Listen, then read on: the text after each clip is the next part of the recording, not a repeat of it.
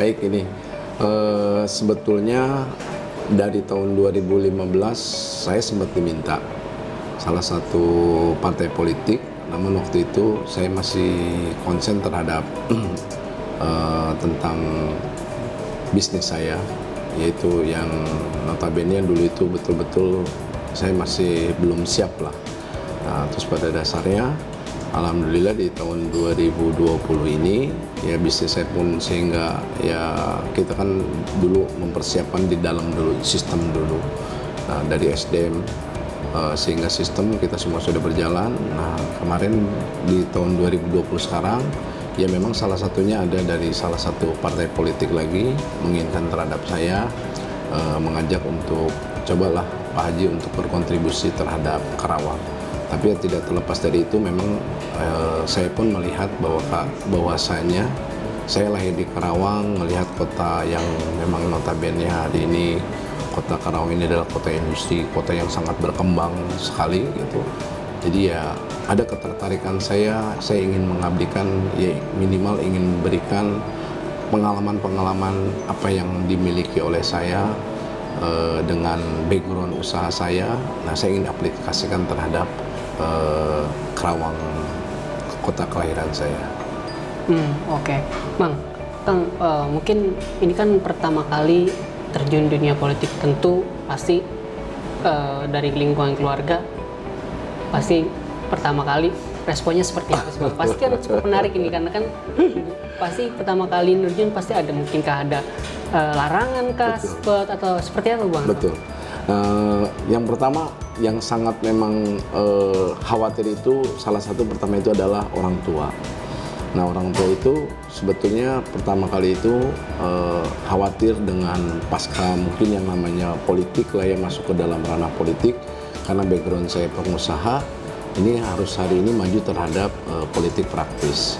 Tapi lambat laun alhamdulillah saya pun sampaikan, maksudnya saya di dalam politik ini bukan mencari apa-apa, tapi saya hanya ingin mengabdi terhadap kota kelahiran. Sehingga waktu itu orang tua saya pun agak sedikit setengah-setengah. Nah, sempat saya berbicara ya hampir kurang lebih lama lah, hampir sekitar 1 minggu lah ngobrol sama orang tua laki-laki, dengan papa, terus dengan ibu juga. Ya sehingga dengan apa yang saya sampaikan terhadap orang tua ya terutama sama mama, sama ibu gitu kan. Karena buat saya ini, saya pun harus meyakinkan orang tua saya juga. Kalau misalkan ibu saya sudah merestui, insya Allah saya akan berangkat. Nah, cuman waktu itu alhamdulillah ibu pun secara ya mungkin melihat hari ini ya saya sudah, umur saya juga udah menginjak 41 tahun. Terus memang mungkin seorang ibu melihat anaknya kan, sudah paham lah bagaimana karakter anak, bagaimana sifat anak gitu kan. Sehingga memang kekhawatiran itu setelah saya sampaikan terhadap orang tua, ya alhamdulillah. Jadi yang penting kata orang tua menyampaikan titip pesan semenjak waktu saya pun dulu belajar untuk berbisnis, satu yang penting tanggung jawab dan jujur, itu saja. Tapi alhamdulillah. Berarti saat ini dari orang tua sendiri sudah mendukung Pak ya? Berarti selama 1 minggu itu sempat berarti alot berarti? Alot sekali, karena kan langsung saya dipanggil orang tua laki-laki, panggil papa. Apa tujuannya coba, ini apa? Hari ini kan sudah dimiliki oleh Haji Aep, sudah aja nggak usah khawatir. Karena kalau masuk ranah politik, apalagi seorang jadi nanti nyalonin bupati gitu kan, nanti atau mungkin nggak tahu wakil bupati, katanya khawatirnya kan takutnya ada apa-apa. Tapi ya saya sampaikan sama orang tua real. Justru saya bilang kalau misalkan hari ini itu Aib tidak berpikir apa-apa, tapi justru apa yang dimiliki oleh pengalaman kita selama ini, kita kerja banyak kontraktor dalam infrastruktur, kita membuat jembatan, membuat embung-embung gitu kan. Nah, saya bilang saya ngelihat Karawang ini sangat luar biasa.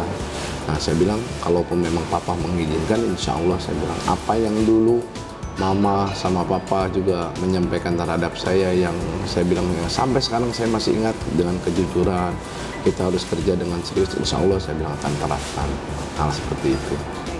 Tadi kan ngebahas mengenai respon orang tua saat pertama kali Kang Aep maju ke politik. Kalau untuk istri seperti apa Kang sejauh ini?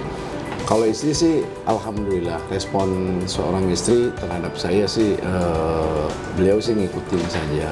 Walaupun memang sama juga dengan orang tua, ada sedikit kekhawatiran. Tapi ya karena memang saya selalu juga istri itu kan hampir selamanya lah mendampingi saya, kurang lebih hampir sekitar 16 tahun kan. Jadi beliau sangat paham. Tapi ya respon istri bahkan sampai sekarang pun saya masuk ke dalam ranah politik, justru istri juga sama-sama support. Contoh setiap kayak model pertemuan ibu-ibu pengajian, malah istri juga ikut gitu.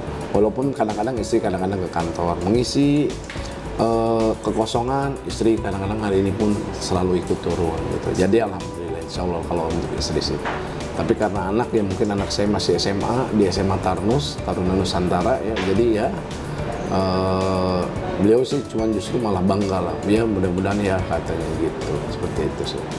Berarti sejauh ini keluarga sudah cukup mendukung Bang ya untuk melaju? Alhamdulillah.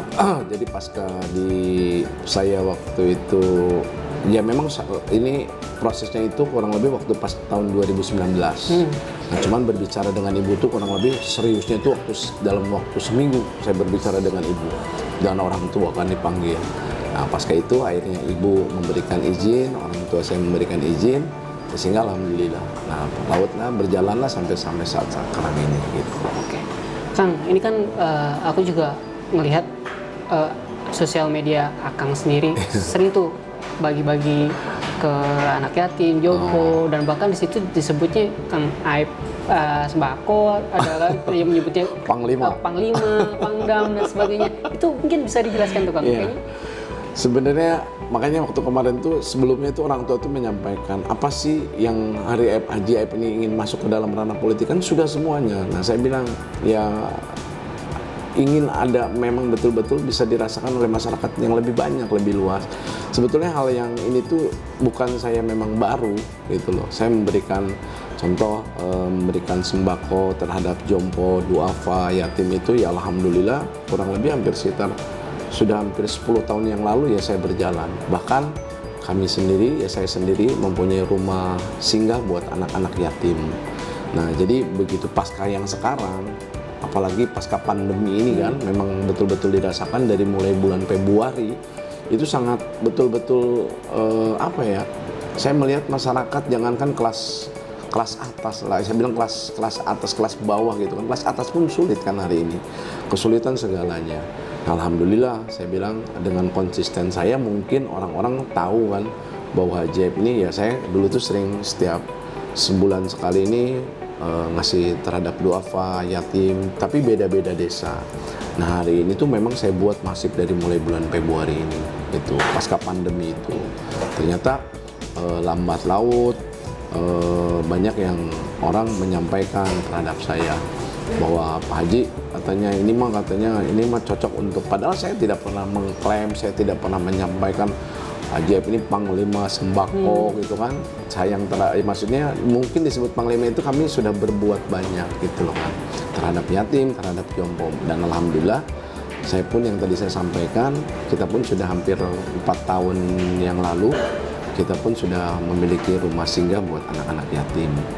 Ada berapa rumah singgah tuh? Kita ada 2. Ada 2 rumah singgah. Satu di Kecamatan Kelari, desanya Anggadita, yang satu di Kecamatan Cikampek, desanya Dawan Tengah. Dan alhamdulillah di sana pun kami biayain dari mulai sekolahnya, dari mulai baju sampai kita pun di situ berikan makan. Ya alhamdulillah seperti kayak anak saya sendiri aja. Ada berapa ratus? Kalau ratusan sih belum. Kalau yang di Anggadita ini kurang lebih baru sekitar 40 lebih. Kalau yang di Dawan karena memang baru 1 tahun kurang lebih sekitar 20-an. Gitu. Berarti kegiatan kadang bagi-bagi sembako dan membuat rumah singgah sendiri itu emang udah sejak kapan sih Bang? Ya, tahun apa gitu akhirnya? Kalau buat rumah singgah sih semenjak saya tahun 2016. Nah jadi dulu tuh saya sama lah, saya itu dulu sering ngebantu, udah gitu saya pikir lebih baik saya buat aja. Karena waktu itu ada yang dititipkan, ada seorang ibunya meninggal, udah gitu belum lama orang tua ayahnya pun meninggal. Nah itu dia dulu itu ada 3 orang anak. Nah, sehingga saya putuskan ya udah coba saya biayain akhirnya udahlah saya buat rumah singgah itu. Sebetulnya awal mula itu seperti itu. Berarti karena ada orang yang ditelantarkan seperti itu ya akhirnya. Sebetulnya bukan ditelantarkan. Lebih. Orang tuanya yang pertama ibunya meninggal. Belum lama kemudian sekitar 10 hari orang tua laki-lakinya meninggal. Nah, tinggal di neneknya. Sedangkan neneknya sendiri kan sudah memang sudah sepuh kan. Nah, waktu itu sempat saya biayain, terus saya pikir daripada itu ya udahlah, saya buatlah coba salah satunya itu. Rumah singgah tadi. Rumah singgah itu. Hingga akhirnya sekarang udah ada. Sekarang sih sudah ada kurang lebih sekitar yang satu tempat hampir 42, kalau nggak salah 42, yang satu itu hampir 20-an lebih. Gitu. Dari mulai sekolah SD, SMP, kita biayain semua. Gitu. Udah ada yang lulus kuliah gitu? Belum, karena kan baru. Oh, baru ini nih. Baru 2016 nih ya. 2016. Jadi 2016 awal tuh kita baru gitu. Oke. Kang, ini terkait kampanye sendiri nih. Ada strategi khusus nggak sih mungkin Iya. apa yang akan dinikap lagi kan di tengah pandemi? Mungkin apakah untuk melakukan sosialisasi ke door to door dan seperti apa gitu? Iya. Jadi memang pasca pandemi ini memang apalagi sekarang peraturan PKPU kan sudah jelas. Kita ini sebagai paslon tidak boleh mengumpulkan dengan masyarakat jumlah yang banyak. Tapi alhamdulillah saya pikir kan hari ini kan memang sudah ibaratnya lewat media online, dan alhamdulillah saya sih kalau melihat bagaimana hari ini potensi yang ada di teman-teman khususnya yang anak asli orang Karawang ini pun banyak. Jadi alhamdulillah kemarin salah satunya saya selain dari berkampanye saya turun terhadap masyarakat, selain itu saya juga memang memakai anak-anak selebgram kayak YouTuber gitu loh, dan ternyata mereka alhamdulillah kok sampai sekarang tuh mereka tidak minta untuk dibayar sama saya, enggak, justru karena mungkin sama dia ngikutin IG saya gitu kan. Lah ini kan ada calon ini, terus ada yang kenal kan orang tuanya kan, karena anaknya itu masih muda kan. Nah, ternyata di situ saya sempat ketemu dengan anak-anak selebgram, bahkan dengan anak-anak YouTuber ngobrol. Pada akhirnya sih keinginan mereka tuh simple sih, mereka tuh ingin ruang, ingin publik. Nah, sehingga begitu ngobrol dengan saya, ya udah kan Haji boleh dong kalau saya misalkan kira-kira nanti kira-kira apa sih yang bisa saya bantu gitu kan. Dan ternyata alhamdulillah kan. Jadi selain saya turun terhadap masyarakat, memang nanti pun dengan ibaratnya keterbatasan, ya kami memakai dalam anak-anak itu ya ibaratnya mempromosikan saya, dan bahkan mengajak juga, ini yang paling utama, mengajak bagaimana mengedukasikan anak-anak muda yang khususnya yang memang pemilih pemula, dan jangan sampai mereka ini terlalu apatis terhadap masalah politik. Nah, jadi jangan sampai mereka tuh cuek. Kalau kemarin tuh cuek loh Kang, anak-anak tuh ngapain lah katanya kan. Tapi alhamdulillah ternyata diajak dengan komunitas mereka, dengan selevel mereka, mereka pun mau terbawa. Sehingga ya buat saya justru banyak manfaatnya gitu kan, seperti itu. Oke. Bang, ini kan mungkin di pilkada ini bagaimana sih mungkin cara untuk agar masyarakat tuh gak golput, apalagi anak-anak milenial nih, mungkin apakah menggaungkan ke sosial media dan sebagainya, gitu, kayak gitu. Ya salah satunya kemarin gitu, mereka sering ada live, mereka kadang-kadang sering ada juga yang selebgram menyampaikan seperti itu. Yuk ngapain katanya kan, kalau kalian misalin justru dengan, kemarin saya sih ngeliat di video mereka itu ada durasi yang kurang lebih sekitar 2 menit. Mereka mengajak bagaimana pentingnya hari ini anak-anak muda yang memang harus betul-betul peduli terhadap politik. Karena kan politik ini menentukan bagaimana jangka untuk pembangunan kabupatennya itu selama 5 tahun. Tapi ternyata responsifnya pun baik, alhamdulillah. Betul-betul saya bilang ini sangat efektif lah buat saya. Makanya nggak salah lah saya ketemu anak-anak selebgram, anak-anak YouTuber gitu kan. Ibaratnya anak-anak yang masih inilah anak-anak yang masih ABG, tapi dia sudah menjadikan pemilih juga gitu kan. Siap. Kang, ini kan ada 3 calon pasangan. Yeah. Salah satunya ada yang menggait artis juga, dan salah satunya juga petahana juga. Nah, mungkin bagaimana nih Bang, Kang, mungkin strategi apakah yang akan dilakukan? Terus kesempatan meraih suara pemula itu kira-kira berapa nih? Mungkin ada target-target khusus kah? Harus lah, kalau target itu khusus harus lah. Ini kalau saya pribadi hari ini, yang penting walaupun memang sekarang itu alhamdulillah di Karawang ini ada 3 pasangan, 3 paslon. Salah satunya mungkin ada artis juga. Tapi hari ini kan masyarakat kita ini sudah pintar. Tidak bisa mungkin dengan menjual popularitas sehingga bisa mereka juga terpilih. Karena di Karawang kan terus terang saja pernah 2015 itu terjadi juga, ada artis juga di Karawang, tapi ya buktinya tidak, karena masyarakat di Karawang ini ya saya pikir udah memang pemilih yang cerdas. Jadi mereka siapa yang hadir ke tengah masyarakat, siapa yang peduli ke tengah masyarakat, mungkin itulah.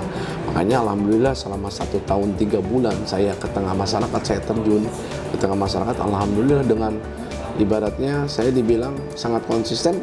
Saya hadir minimal dalam 1 hari saya itu sampai 6 titik, 7 titik. Dulu saya memang capek.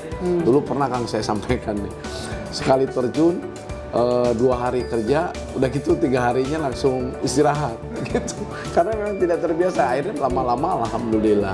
Nah, kalau saya sih hari ini meyakinkan dengan apa yang hari ini ya puntenlah dengan modal sosial, terus modal politik, ya mungkin alhamdulillah incumbent saya ya Ibu Haja Selika. Hari ini kan beliau juga sebagai incumbent, mungkin kan sudah mempunyai banyak lah yang sudah dimiliki oleh beliau, prestasi-prestasi. Nah, tapi keadaan saya sebagai wakil ya insya Allah kami pun akan bisa meningkatkan dan minimal menaikkan secara elektabilitas saya secara pribadi, sehingga bisa mengangkat secara keseluruhan antara pasangan Selika Air. Nah, mengenai anak muda, saya sih alhamdulillah kalau justru hari ini pasca kurang lebih sekitar ya saya itu mulai itu dari bulan 4 kalau nggak salah, bulan April ketemu anak-anak selebgram, YouTuber. Ternyata justru sekarang alhamdulillah potensinya luar biasa, banyak buktinya relawan seperti kayak relawan militan GF, militan AHA milenial gitu kan, anak-anak muda justru. Jadi ya alhamdulillah sih buat saya gitu.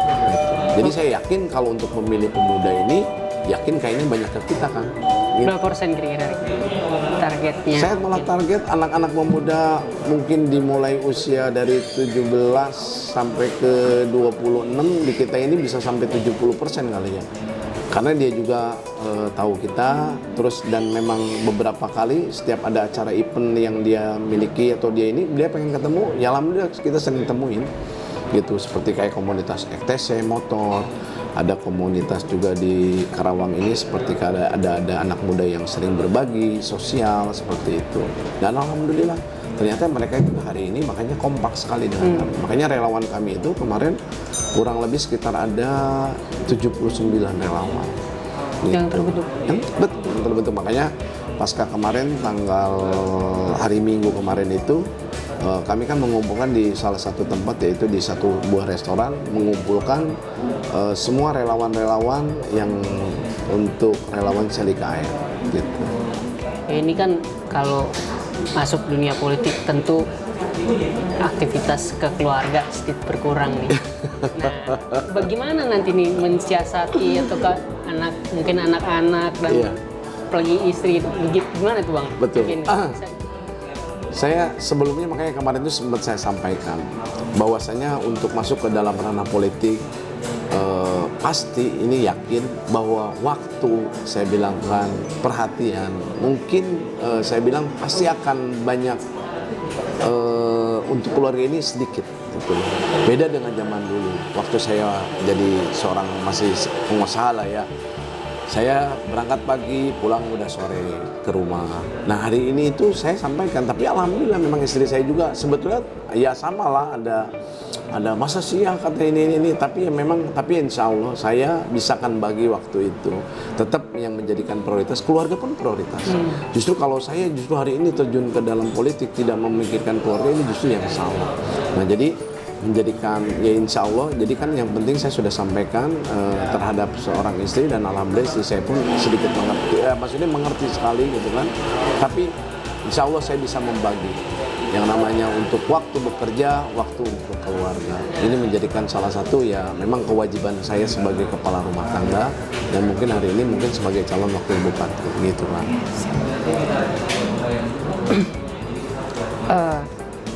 Kang, mungkin ini kan saat nanti ini balik lagi ke kampanye nih. Iya. Ya, ada himbauan khusus nggak sih untuk para simpatisan, pendukung, apalagi kan sekarang COVID, Iya. apalagi di Karawang sendiri naik status menjadi zona merah. Nah, ini jadi perhatian juga nih. Mungkin ada himbauan-himbauan khusus kah ke para pendukung biar tetap nanti ketika ada kampanye mereka tetap mematuhi protokol kesehatan seperti itu. Alhamdulillah kemarin pasca memang kita mengumpulkan pas hari Sabtu kita mengumpulkan semua partai koalisi kita, dan kita hari Minggu pun mengumpulkan semua para relawan-relawan. Kita sampaikan bahwasanya hari ini kita ini harus mengikuti semua protokol kesehatan yang memang hari ini zona Karawang ini sudah zona merah. Makanya alhamdulillah para relawan-relawan kami kan ke bawah ini, ke masyarakat ini hari ini sering berbagi masker, Kang. Sering menyampaikan, memberikan edukasi. Jadi jangan sampai mereka sendiri, maksudnya kadang-kadang mungkin hari ini kan sosialisasi untuk himbauan sendiri terhadap masyarakat ini agak ini. Tapi alhamdulillah saya mempunyai tim para relawan justru hadir ke tengah masyarakat itu kan membagikan sembako. Ini yang saya sering lakukan dengan tim, maksudnya tim-tim relawan. Seperti kayak di pasar, kami pun hadir membagikan masker. Kemarin pun kita sama ke tempat pesantren, walaupun di pesantren ini kan sudah ada juga karena di kami itu daerah seperti kayak daerah sini Karawang Barat, terus sama daerah Telaga Sari kayak Wadas itu juga, maksudnya ke belah sini juga memang ada. Nah, cuman memang alhamdulillah kami sering mengajak terhadap tim-tim relawan itu yang minimal dia bisa berbagi untuk sambil menyampaikan bagaimana COVID di Karawang ini sudah mulai tinggi gitu.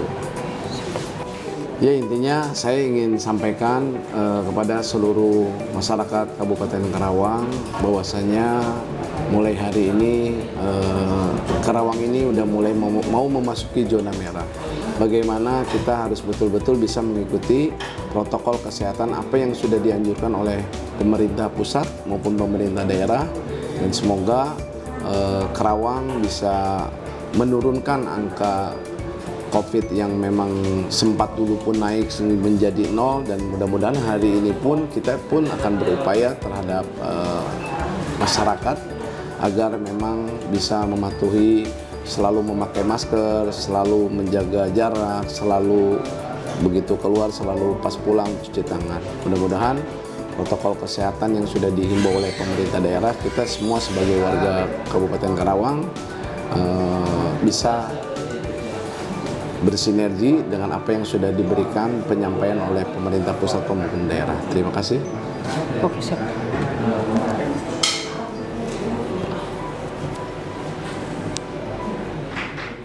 Jangan lupa subscribe ya.